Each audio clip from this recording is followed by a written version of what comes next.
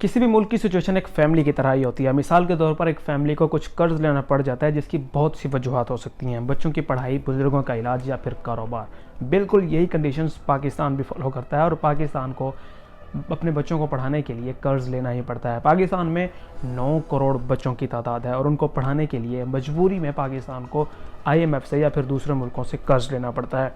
अब बात यहाँ पे ये आती है कि कर्ज लेना कोई बहुत बड़ी बात नहीं है, क्योंकि पाकिस्तान से भी जो बड़े ममालिक हैं, जो तरक्की याफ्ता ममालिक हैं, उनका कर्जा पाकिस्तान से भी कई गुना ज़्यादा है और वो पाकिस्तान से काफ़ी ज़्यादा तरक्की भी कर रहे हैं। लेकिन पाकिस्तान के साथ आखिर क्या मसला आ जाता है और क्यों पाकिस्तान दिन ब दिन पीछे चलता जा रहा है? आखिर इसकी क्या वजूहत हैं? क्योंकि कर्जा तो बाकी ममालिक भी ले रहे हैं और पाकिस्तान भी ले रहा है। और क्या पाकिस्तान इस कर्जे से निजात हासिल कर सकता है? और अगर हासिल कर सकता है तो कैसे? आइए इस पर बात करते हैं। और सबसे पहले एक बात करते हैं एक मिसाल को लेकर। अगर एक फैमिली के अंदर 10 अफराद मौजूद हैं, जिनमें 2 बुज़ुर्ग, 2 बच्चे और 6 नौजवान। अब मिसाल के तौर पर उनमें से किसी बुज़ुर्ग का इलाज कराने के लिए किसी फैमिली को कर्ज लेना पड़ता है और क्योंकि वो पैसे बुज़ुर्गों के इलाज पर खर्च हो जाते हैं और उस फैमिली के पास कोई कारोबार भी मौजूद नहीं होता, तो कुछ कारोबार करने के लिए उस फैमिली को मज़ीद कर्ज लेना पड़ता है। अब वो कुछ ऐसा कारोबार करते हैं जिनमें उनको नुकसान हो जाता है और देखते ही देखते उनका कर्जा 1 लाख तक पहुंच जाता है। अब अगर हम देखा जाए आजकल के दौर में तो 1 लाख का कर्जा कोई बहुत बड़ी बात नहीं है, क्योंकि अगर एक फैमिली में 6 नौजवान मौजूद हैं और वो 6 के 6 कमाने लग जाएं तो कर्जा तो बाआसानी उतर सकता है। तो वो ऐसा करेंगे तब ना, क्योंकि अगर एक फैमिली को आदत पड़ चुकी है कर्ज लेने की तो फिर वो किस तरह काम करेंगे, क्योंकि उनको तो पता है कि कर्ज तो बाआसानी मिल जाता है, उन्हें काम करने की क्या ज़रूरत है। और यही कुछ कानून पाकिस्तान के अंदर भी हो रहा है। पाकिस्तान में 60% नौजवान है और अगर हम पाकिस्तान के मजमूई कर्जे की बात करें तो ये तकरीबन 25 से 30 हज़ार अरब डॉलर तक पहुंच चुका है। अब जैसा मैं आपको बता रहा था कि पाकिस्तान में नौजवानों की तादाद 60% है। अगर वो 60% नौजवान काम करने लग जाएं या फिर उनको जॉब्स मिल जाएं या फिर वो किसी न किसी कारोबार में लग जाएं तो पाकिस्तान का कर्जा बाआसानी उतर सकता है। लेकिन हुकूमत के पास उनको जॉब देने के लिए कोई कर्जा मौजूद ही नहीं है। और जहाँ तक बात रही कुछ छोटे कारोबार की, तो वो ऐसा बिल्कुल भी नहीं करते, क्योंकि उनके मुताबिक उनको नौकर बनना ज़्यादा पसंद है और एक कारोबार करके मालिक बनना हमारे नौजवान पसंद ही नहीं करते। और छोटे कारोबार के बारे में मैंने अक्सर सुना है कि वो कहते हैं कि ये हमारी पर्सनैलिटी को सूट नहीं करता या फिर लोग क्या कहेंगे। तो इस तरह तो मुल्क तरक्की नहीं करती या कोई भी फैमिली बिल्कुल भी तरक्की नहीं कर सकती।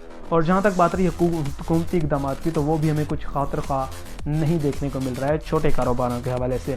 और भत्ताखोरी भी छोटे कारोबारों को ख़त्म करने में बड़ा अहम किरदार अदा कर रही है।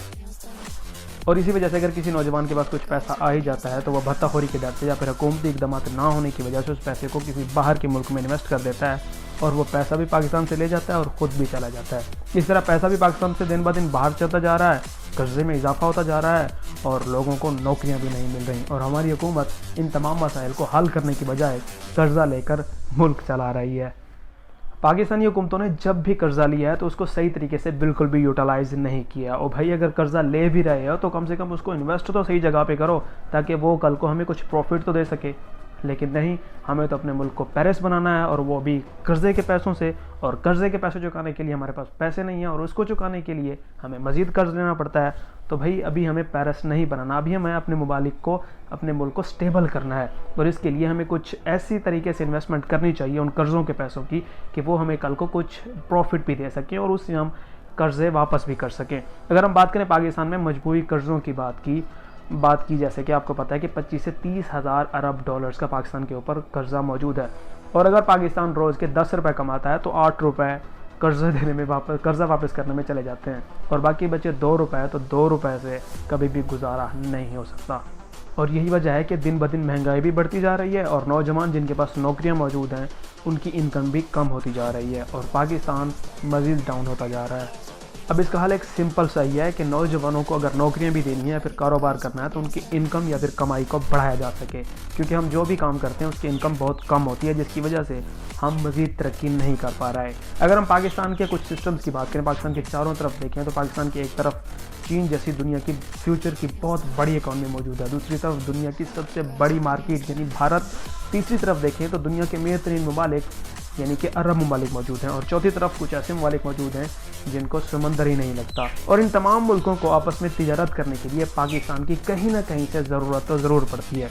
और अगर पाकिस्तान इनके साथ सही तरीके से तिजारत करे या फिर उनको सही तरीके से यूटिलाइज़ करे तो पाकिस्तान काफ़ी ज़्यादा तरक्की कर सकता है। और पाकिस्तान की जो लोकल मसनूआत है, जिनमें बहुत सारी चीज़ें पाकिस्तान में मौजूद हैं, साल्ट मौजूद है, इसके अलावा डेयरी प्रोडक्ट्स हैं, बहुत सी चीज़ें पाकिस्तान में मौजूद हैं जिनको पाकिस्तान महंगे दामों बेच सकता है।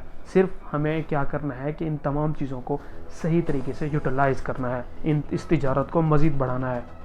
अगर पाकिस्तान भत्ताखोरी को ख़त्म कर दे, इन्वेस्टर्स को कुछ ज़्यादा सहूलतें देना शुरू कर दे, करप्शन का ख़ात्मा कर दे, और सबसे बड़ी बात कि नौजवानों को छोटे कारोबार करने में फ़रोग देने में कामयाब हो जाए, तो पाकिस्तान की जो जीडीपी है वो डबल हो सकती है। इस टाइम पाकिस्तान की जीडीपी $300 मिलियन है, और अगर इन सारी चीज़ों पर अमल कर लिया जाए तो सिर्फ 5 सालों में पाकिस्तान की जीडीपी 300 मिलियन से $600 मिलियन तक पहुंच सकती है।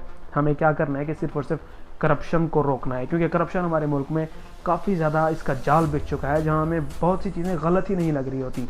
हुकूमती बड़े बड़े इदारों से लेकर एक छोटे से सब इंस्पेक्टर या फिर एक आम से चपरासी तक, हम सब लोग करप्शन में मुलव्वस हैं।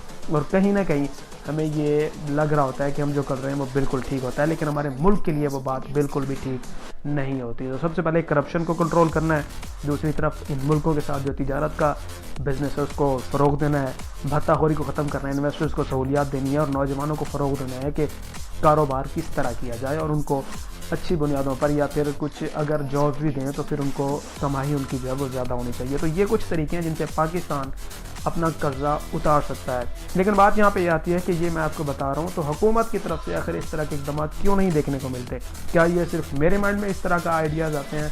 तो नहीं भाई, इस तरह के आइडियाज़ सबके जहन में मौजूद हैं, लेकिन हम उस पर अमल नहीं करना चाहते, क्योंकि हम इस निज़ाम में काफ़ी अरसे से रह रहे हैं, और हमारे जो हुक्मरान हैं उनको भी पता है कि अगर वो इस निज़ाम को चेंज करते हैं तो वो खुद कहाँ से खाएंगे, क्योंकि वो तो खुद करप्शन के पैसों से अपना पेट भर रहे थे और बड़ी बड़ी जायदादें बना रहे थे। तो अगर वो इस सिस्टम को ख़त्म करते हैं तो फिर वो खुद इस जो करप्शन के पैसों से उनको माल मिल रहा था उससे भी